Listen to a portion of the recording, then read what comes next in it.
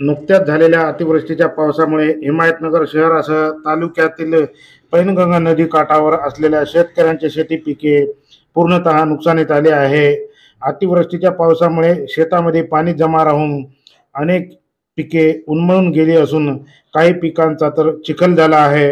यामुळे शेतकरी राजा आर्थिक संकटात आला असून शासनाने तातडीने या शेतकऱ्यांना हेक्टरी 50,000ची मदत द्यावी अशी मागणी डॉक्टर रेखाताई चव्हाण यांनी केली आहे।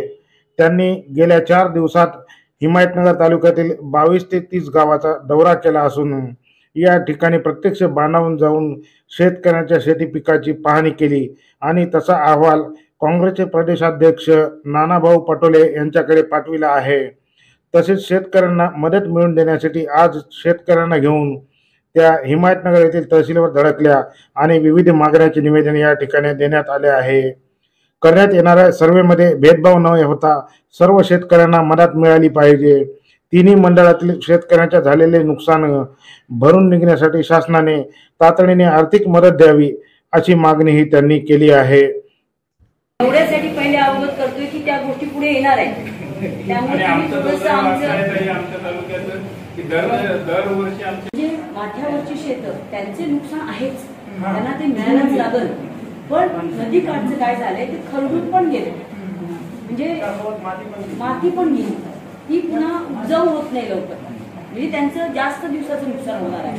तर याच्यासाठी विशेष काय करता येईल का एखाद्या आणि खरवडणी जे आहे ना माती गेलेली, त्यात आपल्याकडे जेव्हा कृषी सहाय्यक ग्रामसेवक तलाठी पंचनामे अजून 1 किलोमीटर पण काय झालं, त्याला गट ग्रामपंचायतीने काय केलं, कांडली खाली केली।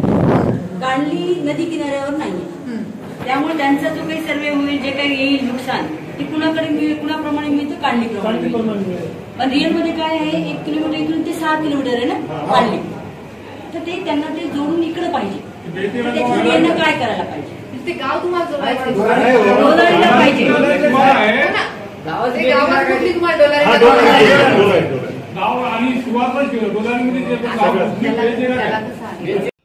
आज आम्ही सगळे जे काही काल आम्ही 25 गावाचा जे दौरा केला होता, सगळ्या गाव अतिवृष्टीने सगळे गावं बाधित आहे, पूर्ण तालुकाच सगळा बाधित आहे, हातगाव हिमायतनगर। आणि हिमायतनगरमध्ये आज जे काही सगळे आपले शेतकरी बांधव या ठिकाणी आलेले आहे, आम्ही या ठिकाणी हेक्टरी 50,000ची मागणी सरकारकडे केलेली आहे। आणि सरकारने जे काही आपल्याला आश्वासन दिलं होतं की आम्ही सरसकट देऊ, पण आजपर्यंत आज 10वा दिवस आहे की कुठलेही लेखी स्वरूपामध्ये कुठलेही आदेश, आम्ही आता मॅडमकडे पण चौकशी केली, कुठलेही आदेश अजून आलेले नाही आहेत। आणि मला असं आम्हाला सगळ्यांना असं म्हणायचं आहे की आज 10 दिवस झाले तुमचं कुठलेही म्हणजे तरतूद तुम्ही त्या ठिकाणी केलेली नाही आहे, किंवा आम्ही हेक्टरी एवढं देऊ तेवढं देऊ असंही काही आपण या ठिकाणी म्हटलेलं नाही आहे। मग म्हणजे जे काही प्रशासन आहे, आज शेतकऱ्यांची इमर्जन्सी असताना प्रशासन कुठलीही हालचाल या ठिकाणी करत नाही। त्यासाठी आम्ही प्रशासनाला जागा करण्यासाठी आम्ही सगळे या ठिकाणी त्यांना निवेदन दिलंय आणि निवेदनाच्या माध्यमातून हे पण आम्ही या ठिकाणी इशारा दिला की लवकरात लवकर जे काही तुम्ही जाहीर करणार आहात अनुदान किंवा जे काही सरकारचं धोरण आहे, लवकरात लवकर लेखी स्वरूपामध्ये या ठिकाणी त्यांनी आदेश द्यावे आणि आमच्या बांधवांना लवकरात लवकर पैसे त्यांच्या खात्यामध्ये पडायला पाहिजे। दुसरी गोष्ट 25,000 रुपये घरपडी द्यावी असं आमचं त्या ठिकाणी मागणी केलेली आहे। आणेवारी अजून निघाली नाही आहे, पण गेल्या वर्षी पण आणेवारी जास्त असल्यामुळे आमच्या हिमायतनगरच्या इकडच्या बांधवांना नुकसान भरपाई जास्त काही मिळालेली नव्हती किंवा विमा पण पैसा फार कमी मिळाला। त्यामुळे आता सध्या जर कुणी जर प्रत्यक्षात जाऊन जर शेतात बघितलं तर आज काहीही शेतकऱ्यांच्या हातात येत नाही। सोयाबीन 4-4 दिवस सोयाबीन मध्ये पाणी होतं, सोयाबीन सडलंय, कापूस उधळून पडलेत, म्हणजे आणि जे काही थोडेफार सोयाबीन तुम्हाला दिसत असतील तर त्याला त्यांच्या शेंगा सगळ्या चपट्या, मी स्वतः पाहिलं, चपट्या झाल्यात, येलो मोझॅकचा त्याच्यावर अटॅक आला, वेगवेगळ्या रोग राहायचा, आता त्याच्यावर अटॅक येणार आहे। म्हणजे शेतकऱ्याचं 100% या ठिकाणी नुकसान आहे। जे पैसा त्यांनी टाकला तेवढा तरी किमान शासनानं द्यावा, म्हणजे हेक्टरी 50,000 तरी किमान द्यायला पाहिजे, ही आम्ही या ठिकाणी मागणी केलेली आहे। आणि आम्ही तशा बऱ्याच मागण्या या ठिकाणी केलेल्या आहे। आमचा एक प्रश्न होता की 3 मंडळ आहेत, तर तिन्ही अतिवृष्टीमध्ये नव्हतं, त्या दिवशी दुसऱ्या दिवशी फक्त एकच मंडळ त्यांनी दाखवलं होतं। पण आता आमची मॅडमशी चर्चा झाली की तिन्ही मंडळ आहे, तर तिन्ही मंडळ अतिवृष्टीमध्ये असायला पाहिजे, हे सुद्धा आमचा एक याच्यामध्ये प्रश्न होता। आणि लवकरात लवकर पैसे जमा व्हावे शेतकऱ्यांच्या, नाही तर आम्ही हा पण इशारा दिलाय की आम्ही सगळे शेतकरी बांधव यासाठी रस्त्यावर उतरू लवकरच नाही जाहीर केलं तर. कारण आज आणि नदीकाठच्या गावात कसं आहे, सरसकट द्यावं, सगळे आमचे बांधव आहे, सगळ्यांचं नुकसान झालंय, सगळं आम्हाला मान्य आहे, पण नदीकाठचे गाव आहे यांचं खरडून गेलंय. म्हणजे आज ती जमीन 2-3 वर्ष तरी 2-3 वर्ष तरी उपजाऊ होत नाही.